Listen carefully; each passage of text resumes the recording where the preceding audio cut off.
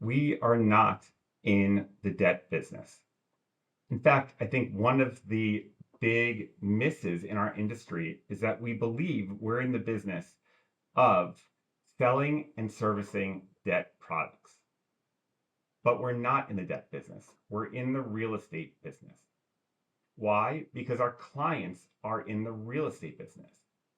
And in their real estate business, debt is one component of the areas of concern that they have in executing that business plan. So now, what does that mean in practice? Well, let's say how we even do training. Now I think we oftentimes start with how do you size a loan? How do you underwrite a loan? But I think there would be merit in first looking at how do we understand the mind of the real estate investor? For example, what are the different acquisition strategies? Why does someone choose a value add strategy over just buying a stabilized asset? Why does a developer develop a new piece of real estate rather than buy an existing asset? Why would someone buy a skilled nursing facility rather than an assisted living facility? Then we should understand the capital structures and how our clients raise equity, right? What's the difference between a family office versus someone who raises money in a fund structure or a syndicator? And what are the incentive structures? How do our clients make money in each of those structures? You look at how our clients determine what a good acquisition opportunity is. What do they look at?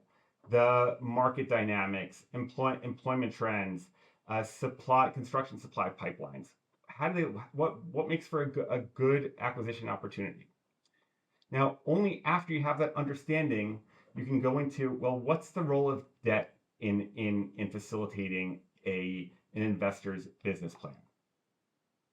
Then you can go into, well, what kind of debt would an investor want to select given that particular situation, given the type of investor and the type of opportunity and their business plan, right? Now, only after you get to that understanding should we get to the technical details of our particular loan programs.